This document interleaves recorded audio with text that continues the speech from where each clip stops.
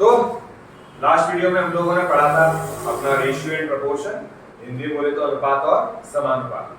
आज हम लोग पढ़ेंगे प्रतिशत, इंग्लिश में बोले तो परसेंटेज। ध्यान सुनना। पहली चीज, ये वीडियो आपकी क्लास 9th और 10th की नहीं है जो बाकी मेरे चैनल पर ली हुई है। ये वीडियो आपकी कॉम्पिटिटिव एग्जाम्स के लिए है। आप डिफरेंट कॉम्पिटिटिव एग्जाम्स की तैयारी करते हो जिनमें आपका मैथमेटिक्स आता है, जैसे आपका आर्मी है, यूपी पुलिस है, एसएससी है, रेलवे है, और कोई ज्यादा हाई लेवल के क्वेश्चन में यहाँ पे नहीं करा रहा हूँ। आपका जितना जो जरूरत है आप लोगों की उतनी में कराऊंगा और बिल्कुल जीरो से स्टार्ट करेंगे और अच्छे अच्छे क्वेश्चंस करेंगे। तो शुरू करते हैं अपना परसेंटेज। देखो, पहली चीज प्रतिशत है क्या है। तुम लोगों ने नॉर्मली देखा होगा प्रतिशत क्या होता है। जैसे तुम लोग अगर बात करो तो क्या बहुत सुना, अरे तू यार इसका 50% भी नहीं है। तो प्रतिशत है क्या है, जरा सुनो ध्यान से। जैसे मैंने बोला क्या 10%, मैंने क्या बोला 10%। ध्यान सुनना, 10% का मतलब क्या हो गया, याद रखना। जब भी इस प्रतिशत का के साइन को हम हटाते हैं तो इसको हटाने पर, जैसे 10% को अगर मैं लिखूं तो साइन हटाने पे मुझे नीचे 100 लगाना होता है, नीचे 100 लगाना होता है। तो 10% को मैं लिख सकता हूं 1/10 या 1/10, 1/10, 10 का एक हिस्सा। जैसे अगर मैं 10 डिब्बे बनाऊं, अगर मैं 10 डिब्बे बनाता हूं,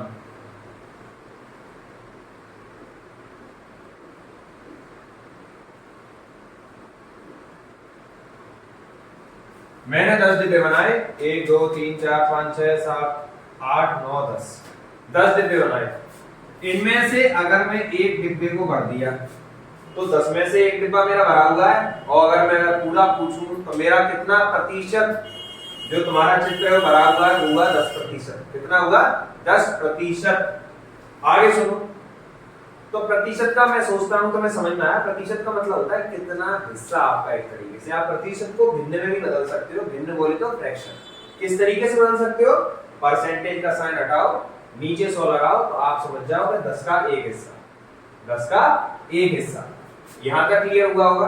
अब मैं जरा डायरेक्ट क्वेश्चंस की तरफ चलता हूं। जैसे जैसे क्वेश्चंस आते जाएंगे बेसिक से मैं आपको बताता जाऊंगा प्रतिशत के बारे में सारी चीजें। जरा ध्यान सुनना, क्योंकि इस प्रतिशत का ही खेल है पूरा पूरा। मैं आपको तकनीक भी बताऊंगा, चाहे आप साधारण ब्याज पढ़ो बोले तो सिंपल इंटरेस्ट, चाहे आप चक्रवर्ती ब्याज पढ़ो बोले तो कंपाउंड इंटरेस्ट।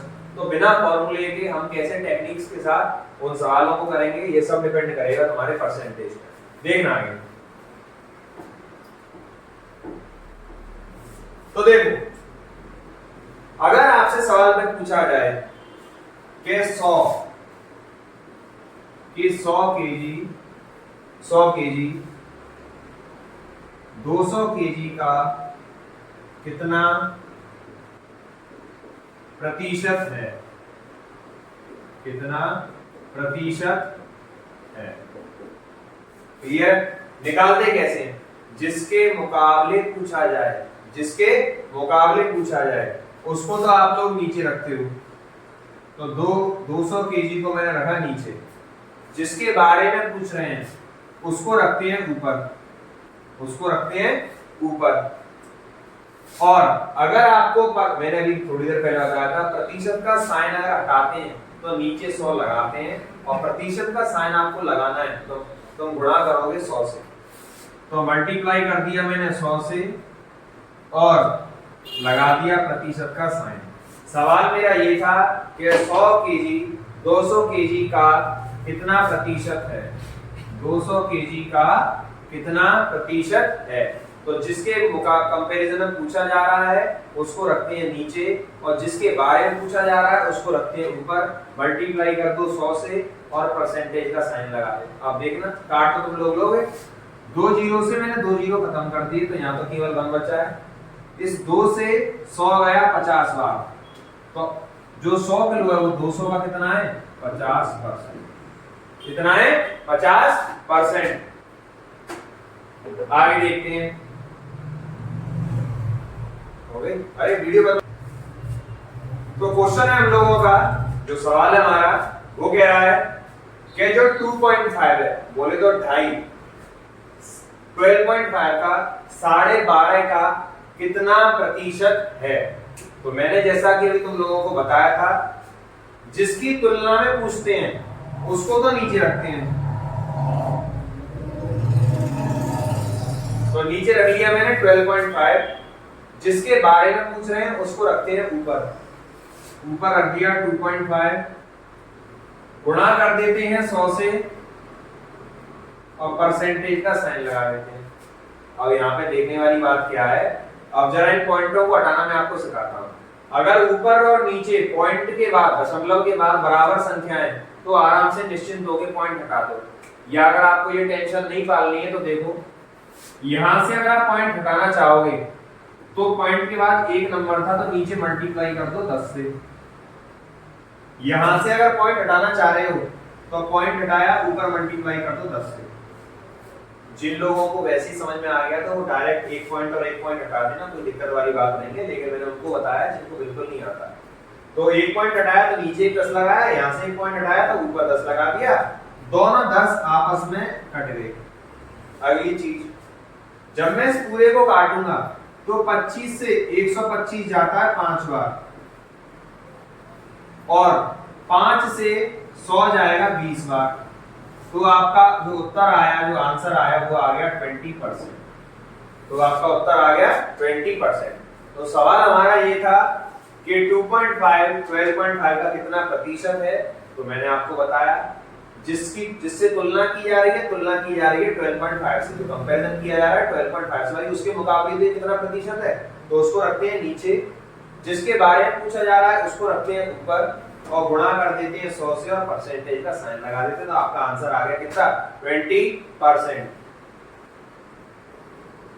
तो आपका अगला सवाल है, कोई आपका एक एग्जाम हुआ है, एक परीक्षा में 500 विद्यार्थी पास हुए हैं। तो कोई एक एग्जामिनेशन है, इन एग्जामिनेशन 500 स्टूडेंट्स पास्ड, तो 500 विद्यार्थी आपके पास हुए हैं, 60% विद्यार्थी फेल हुए हैं।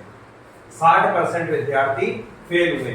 अब देखो, जब सवाल थोड़ा बड़ा हो तो उसमें से सारे कोड को निकाल लो। तो 500 आपने अलग कर लिया, 500 विद्यार्थी क्या हुए हैं आपके पास,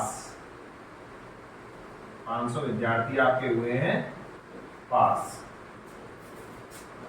60% विद्यार्थी हुए हैं फेल। 60% विद्यार्थी क्या हुए हैं, फेल। ये लोग हुए हैं फेल।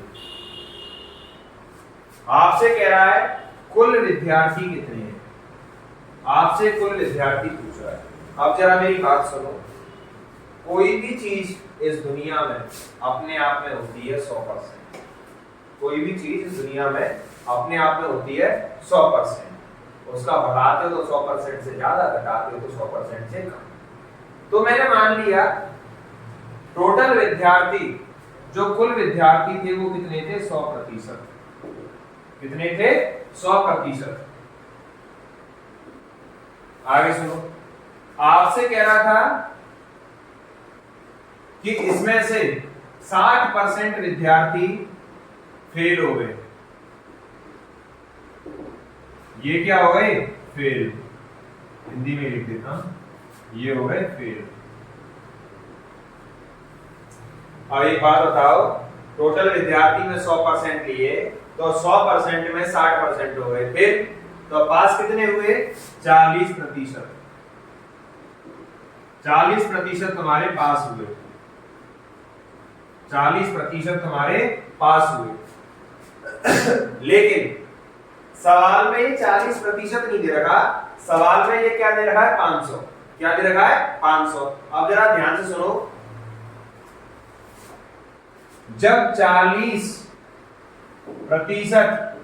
बराबर दे रखा है तो मैं सवाल में कितना, 500। ये चेक करना 500 पूरा आ रहा है क्या, आ रहा है, 500 आ रहा है ना, ठीक है। तो आपका 40% कितना दे रखा है, 500। ठीक है, आपको निकालना क्या है, कुल। आपको निकालना क्या है, कुल। क्लियर है, तो कुल कितने थे, 100। कुल थे तुम्हारे 100%। अब ध्यान देना कैसे निकालेंगे। देखो, जितना 40 में, अगर 40 में मैं गुणा करता हूं आपके साढ़े 12 का, नहीं 40 में गुणा होगा तुम्हारा 12 से गया 48, हाँ 12.5 का गुणा अगर मैं करूं तुम्हारे 40 में 12.5 का मैं आपको गुणा करूं 40 में तो कितना आ जाएगा 500। कितना आया 500। ये चीज क्लियर है। अगली चीज में मैं आता हूं तो 100 में भी आपको कितना गुणा करना पड़ेगा 12.5 का। 100 में भी आपको कितने का गुणा करना पड़ेगा 12.5 का। कभी तो आप कंपेयर कर पाओगे। 40% आपको 500 के बराबर दे रखा था तो आपसे पूछ रहा था कुल, तो मैंने क्या शुरू में बोला था कि कुल कितनी है 100, उनमें से 40% पास हुए हैं 60% फेल हुए हैं। तो पास हुए का हमें परसेंटेज नहीं दे रखा था, हमसे संख्या दे रखी थी। तो जब 40% बराबर 500 की है तो 100% बराबर किसके होगा, तो 100% बराबर किसके होगा, जरा ध्यान सुनो। तो 100 में हम मल्टीप्लाई कर देंगे किसका 12.5 का, तो 100 में भी हम मल्टीप्लाई करेंगे 12.5 का।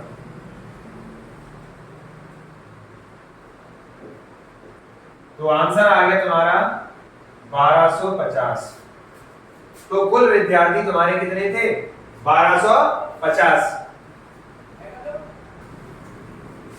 तो आपने देखा, तो अगर 40% बराबर 500 के था तो हमसे कुल पूछ रहा था, कुल कितने थे हमारे 100, तो 40 का 12.5 में गुणा करने पे आता है 500, तो हम 100 में भी किसका गुणा करेंगे 12.5 का। तो टोटल स्टूडेंट, तो जो हमारे कुल विद्यार्थी थे, तो कुल विद्यार्थी हमारे आ गए 1250। क्लियर है, कोई दिक्कत? तो अगले सवाल की तरफ हम लोग बढ़ते हैं। अगला सवाल ये है कि एक गांव में 45% महिलाएं, कोई आपका विलेज है उसमें 45% तुम्हारी वीमेन है, 45% क्या है तुम्हारी महिला।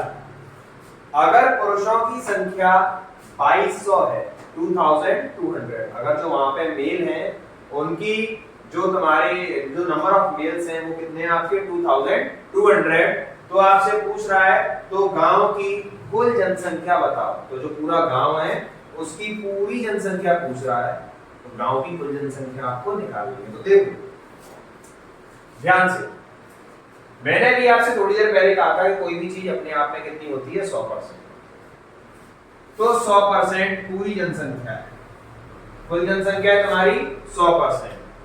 अब जरा ध्यान से सुनो, 45% तुम्हारे हैं महिलाएं,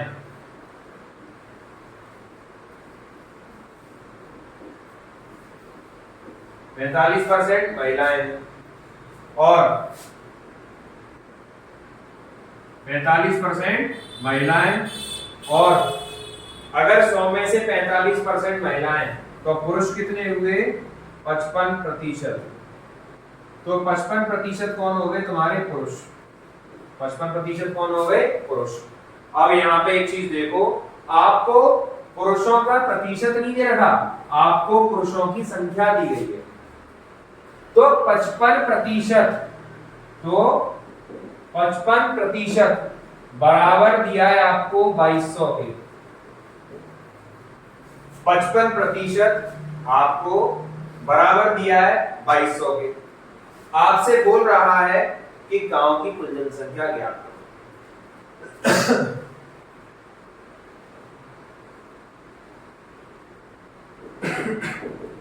अब सुनो ध्यान से, 55 का 40 गुना होता है 2200, 55 का 40 गुना होता है कौन 2200, तो 100 का भी हम 40 गुना निकालेंगे, तो 100 में भी काय का मल्टीप्लाई करेंगे 40 का, तो आंसर आ गया आपका 4000। तो गांव की जो कुल जनसंख्या आ गई वो कितनी आ गई आपकी 4000। क्लियर? अब अगले टाइप का सवाल हम करेंगे इसके बाद।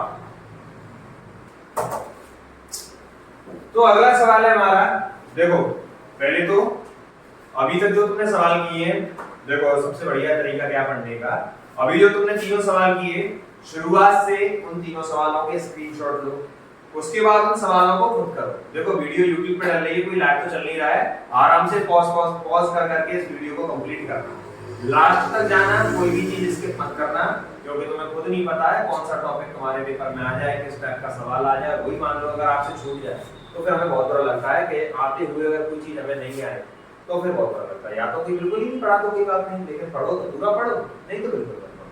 तो आखिर तक वीडियो को देखना, जितने भी टाइप में मैं कोशिश करूंगा खत्म करने की, उसके बाद फिर अगली वीडियो लाएंगे इससे भी अच्छी, तो जरा ध्यान से देखना। आपसे बोल रहा है कितने सवाल में एक बार बोल देता हूं, एक परीक्षा में 40 अंक लाता है। तो कोई भी आपका एक स्टूडेंट है, कोई एक एग्जाम हुआ है, उसमें उसके जो नंबर आए हैं, जो मार्क्स आए हैं, वो कितने आए हैं? 40। अगला 40 अंकों से फेल हो जाता है, तो 40 नंबर लाने के बाद 40 नंबर से फेल हो गया। यदि पास होने के लिए 40% अंक चाहिए थे, जैसे अलग अलग एग्जाम में अलग अलग स्कीम होती है, किसी में पास होने के लिए 33%, किसी में 35%, तो ये वाली जो परीक्षा है तुम्हारी, इसमें पास होने के लिए आपको 40% अंक चाहिए। तो कुल कितने अंक होंगे आपसे पूछ रहा है, जो मैक्सिमम मार्क्स, जैसे तुम्हारा पेपर होता है 100 नंबर का, 200 नंबर का, 300 नंबर का, अलग अलग एग्जाम का अलग अलग जो तुम्हारे मैक्सिमम मार्क्स है वो अलग अलग होते हैं। तो आपसे कह रहा है, सवाल में रिपीट कर रहा हूं, 40 अंक लाया है, 40 अंकों से फेल हो गया, मतलब उसके नंबर आए हैं 40 और 40 नंबरों से वो फेल हो गया, मतलब पास होने के लिए उसको अभी 40 नंबर और चाहिए थे। मुद्दे पे आऊं तो उसको 80 नंबर लाने थे, क्योंकि 40 अंक उसके आए हैं, तो 40 अंक भी उसको और चाहिए थे पास होने के लिए। तो वो 80 नहीं है, वो 80 बराबर है 40% के। तो मैं पूरा समझाता हूं, देखो पेपर में पास होने के लिए, किसके लिए? पास होने के लिए अंक लाने हैं कितने? 40%। कितने अंक लाने हैं? 40%। तो कुल जो पेपर है, मैंने अभी आपसे बताया था, कुल पेपर ले लिया मैंने 100%। तो 100% में पास होने के लिए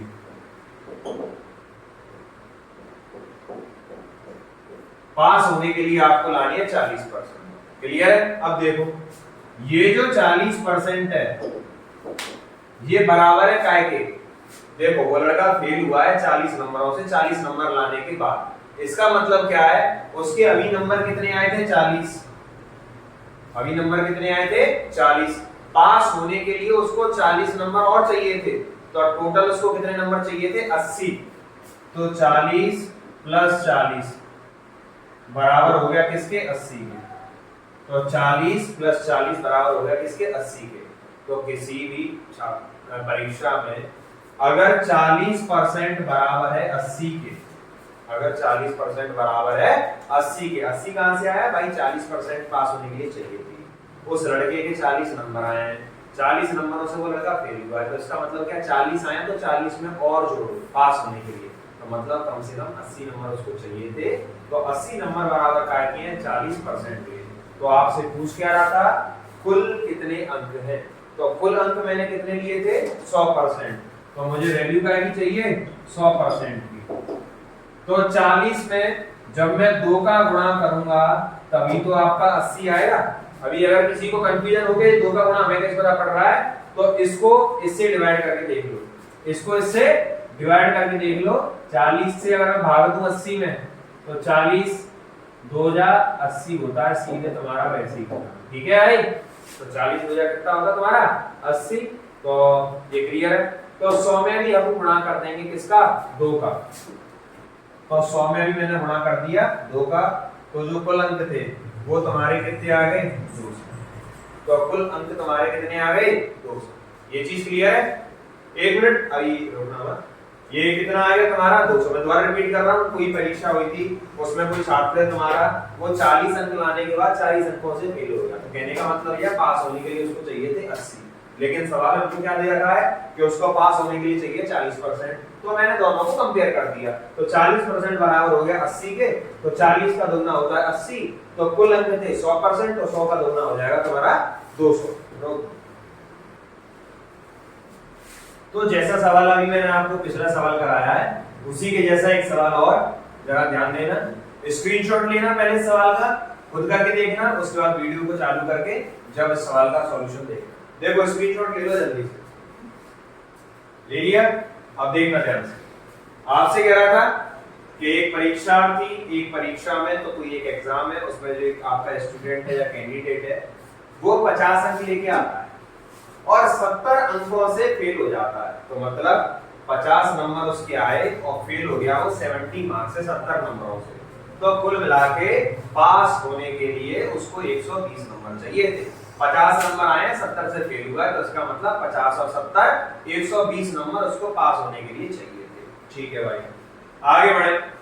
यदि पास होने के लिए 30% अंक हैं तो कुल कितने अंक थे आपसे कह रहा है। लेकिन आपने तो निकाला क्या भैया, 50 उसके आए और 70 से वो फेल हुआ है, तो इसका मतलब 120 नंबर उसको लाने थे। लेकिन सवाल आपसे कह रहा है कि 40% वो 30% है पास होने के मार्क्स। तो देख लो भैया, तो 30% बराबर दे रखा है किसके, 120 के। तो 30% बराबर दे रखा है किसके, 120 के। अब ये 120 कहां से आया, ये 120 ऐसे आया कि 50 तो वो लाया था, 70 नंबरों से वो फेल हुआ था। तो कुल मिला के पास होने के लिए उसको चाहिए थे कितने, 120। भाई 50 उसके आए हैं पास होने के लिए, और फेल कितने से हुआ है वो, 70 से। तो मतलब 70 और 50 दोनों मिलके हो गए 120। तो 30% बराबर है तुम्हारा 120 के। तो बस आपसे पूछ रहा है कि उस परीक्षा में कुल कितने अंक का जो आपका एग्जाम था वो था। तो हमेशा मैं आपको बता के चलता हूँ कि अपने आप में हर चीज कितनी होती है, 100%। तो मैंने मान लिया परीक्षा के कुल अंक कितने थे, 100%। तो 30 का जब मैं 4 में गुणा करता हूं तो मेरे पास आता है 120। तो मैं 100 में भी गुणा करूंगा 4 का, तो मेरे पास आ जाएगा कितना, 400। आशा करता हूं समझ में आ गया होगा आप सब लोगों को। दोबारा रिपीट कर देता हूं, 50 नंबर वो लेके आया है, 70 नंबर से वो फेल हुआ। तो इसका मतलब पास होने के लिए उसको चाहिए थे 50 और 70 बोले तो 120। लेकिन सवाल ने हमसे कह रहा था कि उसको पास होने के लिए 30% नंबर लेके आने थे। तो मतलब हम समझ गए कि ये 30% बराबर है किसके, 120 के। तो 100% बराबर किसके होगा, जब 30 का गुणा 4 में करते हो तो 120 आता है। तो 100 का भी 100 में भी हम 4 का गुणा करेंगे तो कितना आ जाएगा आपका, 400। अब अगला सवाल है आपका, आपसे सवाल कह रहा है कि दो लोग हैं, एक ए और एक बी। ए की जो आय है, इनकम ऑफ ए, बी की आय से 20% ज्यादा है। As income is 20% more than, कम है ज्यादा है, आय से कम है, सॉरी कम है। As income is 20% less than B's income, मतलब ए की जो आय है वो बी की आय से 20% कम है। आपसे कह रहा है तो बी की आय ए की आय से कितनी ज्यादा होगी। मैं आपको सवाल दोबारा देख लीजिए, स्क्रीनशॉट ले लो। अगर ए की आय बी की आय से 20% कम है तो बी की आय ए की आय से कितने प्रतिशत ज्यादा होगी। अब जरा मेरी बात को सुनना ध्यान से। मैं पहले तो भिन्न में बदलूंगा इसको, ध्यान सुनो। मैंने जस्ट अभी आपसे बोला था हर चीज अपने आप में क्या होती है, 100%। तो तुलना किससे हो रही है, बी से। किससे हो रही है, बी से। तो दो लोग हैं ए और बी, दो लोग हैं ए और बी। क्लियर है चीज। बी कितना है आपका, 100%।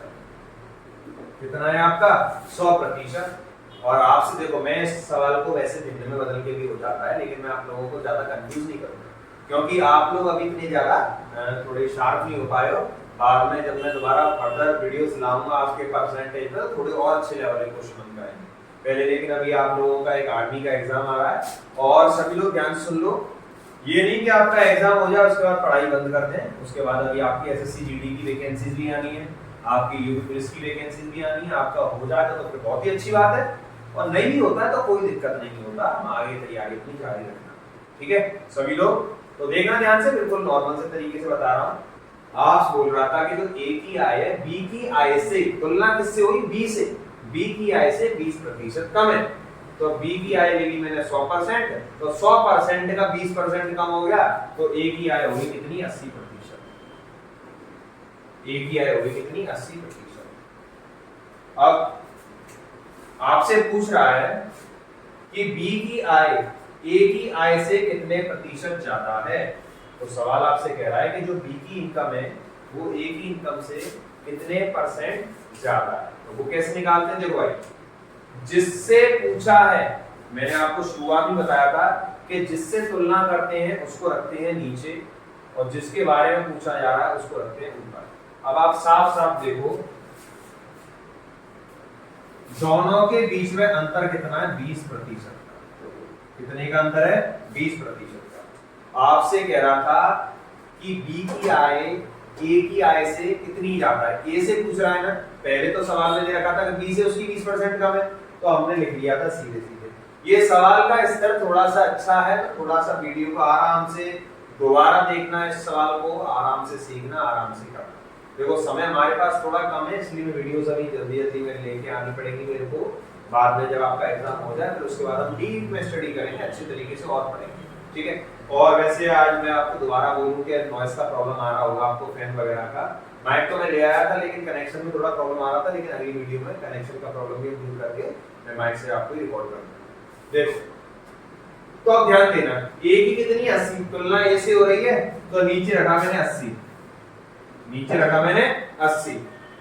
अब बी की आय कितनी ज्यादा है ए से, ऊपर रख दिया मैंने 20, ऊपर रख दिया मैंने 20, मल्टीप्लाई कर दूंगा मैं 100 से, मल्टीप्लाई कर दूंगा मैं 100 से। तो एक जीरो से एक जीरो खत्म, एक जीरो से एक जीरो खत्म, 2 से गया 4 बार, और 4 से गया 25 बार, 4 से गया 25 बार। तो आंसर आ गया आपका कितना, 25%। रिपीट, सवाल कह रहा था कि ए की आय बी की आय से 20% कम है। मैंने मान ली, तुलना किससे हो रही है, बी से, तो बी को मान लिया मैंने 100 और इसको मान लिया मैंने 80। आपसे सवाल फिर कह रहा था, तो आपको बताना है कि बी की आय ए से कितनी ज्यादा है। तो तुलना हो रही है किससे, ए से। तो मैंने ए को रखा नीचे, दोनों में कितने का अंतर है, 20 का। 20 रखा मैंने ऊपर, गुणा कर दिया 100 से और लगा दिया परसेंट का साइन, सॉल्व करके आ गया हमारा 25%। एक और सवाल दे रहा हूं, पहले आप उसका स्क्रीनशॉट लेके खुद करना, उसके बाद उस सवाल को मैं करूंगा। कर दिया। देखो भाई, अगला सवाल है आपका कि अंकुल की आय संदीप की आय से 25% ज्यादा है। तो हमारे पास यहाँ दो इंसान आ गए। अब एक आ गया हमारा अंकुल,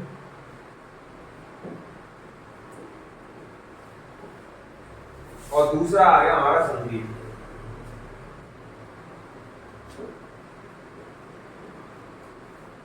दूसरा आ गया हमारा संदीप, एक हमारा अंकुल और एक हमारा संदीप। देखो संदीप हमारा एक बहुत बढ़िया लगा है, बेचारा एक नंबर काम करता है, सारे के सारे मेहनत करता है, किसान आदमी बेचारा। अंकल भाईयात आदमी है, 2 नंबर के धंधे हैं इसके, तो भाई ऐसी बात है, इसकी जो आय है वो ज्यादा है। तो अंकुल की आय संदीप की आय से 25% ज्यादा। तो तुलना किससे हो रही है, संदीप से। तुलना हो रही है संदीप से, तो इसका मतलब संदीप को लेना है 100, संदीप को ले लिया मैंने 100। अंकुल की आय से 25% ज्यादा है, तो अंकुल हो गया 125, अंकुल हो गया 125। तो आपसे बोल रहा है, जो सवाल में पूछ रहा है आपसे, सवाल पूछ रहा है कि संदीप की आय, अभी तो आपसे क्वेश्चन में ये दे रखा था कि अंकुल की आय ज्यादा है संदीप की आय से 25%, लेकिन सवाल आपसे पूछ रहा है तो संदीप की आय अंकुल की आय से कितनी कम होगी। तो मतलब जो तुलना करनी है, तो मतलब जो तुलना करनी है वो तुलना करनी है किससे, संदीप से, वो सॉरी अंकुल से। तो नीचे कौन आएगा, अंकुल, नीचे आ गया तुम्हारा अंकुल। अगली चीज, संदीप कितना कम है, याद रखना तुलना जिससे हो रही है वो नीचे आ रहा, दोबारा रिपीट कर रहा हूं। आपसे सवाल ने दिया था कि अंकुल की आय संदीप की आय से 25% ज्यादा है, तो संदीप से तुलना हो रही थी, तो संदीप की ले ली 100 अंकुल की ले ली मैंने 125। अब सवाल तुमसे पूछ रहा है कि संदीप की आय अंकुल से कितनी कम है, तो तुलना हो रही है किससे, अंकुल से। तो अंकुल रखा मैंने नीचे 125 और संदीप को और अब इन दोनों का जो अंतर है उसको रखूंगा मैं ऊपर। तो कितना ज्यादा हो रहा है, कितना कम हो रहा है संदीप, 125 से 100 कितना कम होता है, 25। तो 25 को रख दिया मैंने ऊपर, 25 को रख दिया मैंने ऊपर और गुणा कर दिया 100 से और लगा दिया परसेंटेज का साइन। 25 से गया 5 बार और 5 से 100 गया 20 बार, तो उत्तर आ गया तुम्हारा 20%। तो आंसर आ गया आपका 20%। Again I repeat this question, आपके अंकुल की आय संदीप की आय से 25% ज्यादा है, तो 25% ज्यादा है किससे, अंकुल को संदीप से।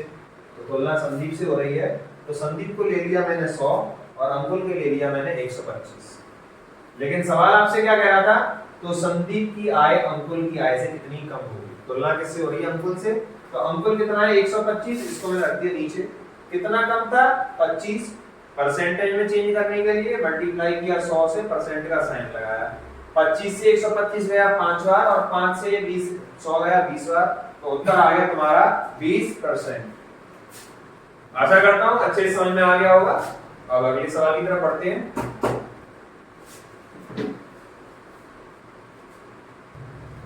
देखिए, तो आज के लिए आखिरी सवाल है ये, थोड़ा अच्छे लेवल का सवाल मैंने लिया ताकि कुछ लोगों को बोरिंग ना लगे, इजी क्वेश्चन कर रहे थे, तो थोड़ा एक अच्छा सा, ज्यादा हार्ड भी नहीं कहूंगा मैं, मॉडरेट सा सवाल है छोटा सा।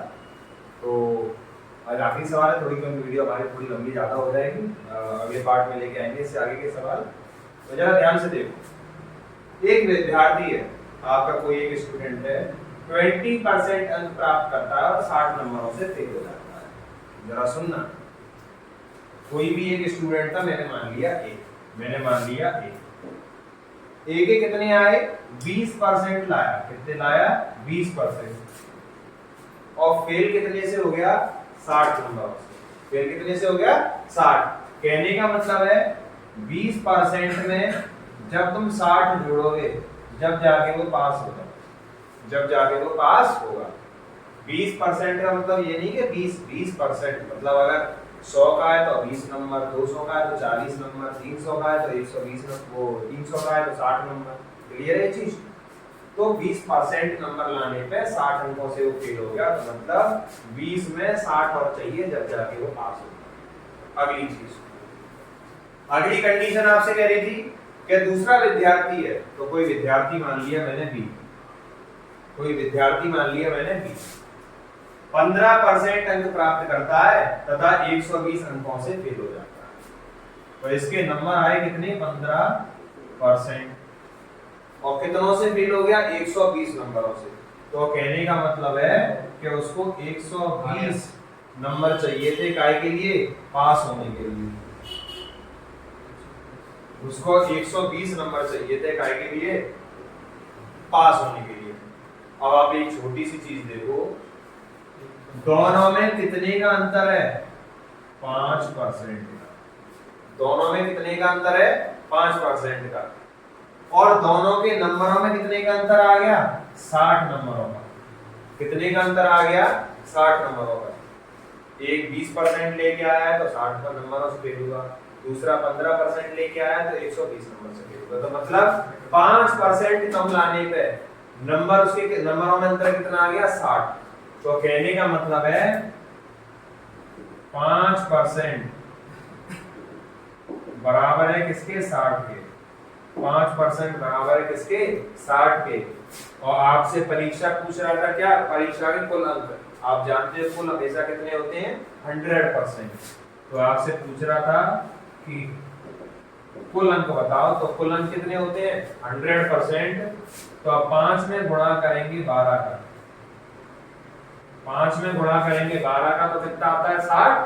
तो 100 में भी गुणा करेंगे 12 का तो आंसर आ जाएगा आपका 1200। आंसर आ जाएगा कितना 1200। मैं उम्मीद करता हूं आप लोगों को आज का पूरा लेक्चर बहुत अच्छा लगा होगा। कुछ नहीं करना है आपको, शुरुआत से अगर थोड़ा बहुत प्रॉब्लम हो रही है तो 2 बार देखो वीडियो को, 3 बार देखो, आराम से पॉज कर करके एक एक क्वेश्चन को आप लोग करो। आप लोगों का काम क्या है यहाँ से, आप लोगों का काम इतना है, लाइक करो, कमेंट करो कोई प्रॉब्लम है किसी पार्ट में या कोई दिक्कत है या कहीं कुछ समझ में नहीं आ रहा, वीडियो अच्छी लग रही है तो भी बताओ, क्योंकि आप अगर आपको अच्छी लगेगी तो उससे मुझे भी थोड़ा बहुत मोटिवेशन मिलेगा। अगली चीज, जितने ज्यादा लोगों से आप शेयर कर सकते हो उतने ज्यादा लोगों से शेयर करना, सब्सक्राइब करना ना भूलना, क्योंकि अगर मैं वीडियो डालूंगा रोज रोज तो मैं लिंक को शेयर नहीं कर पाऊंगा, तो रोज अगर मैं वीडियो डालूंगा तो आपके पास सब्सक्रिप्शन, अगर आपने सब्सक्राइब कर रखा होगा तो आपके पास नोटिफिकेशन आ जाएगा।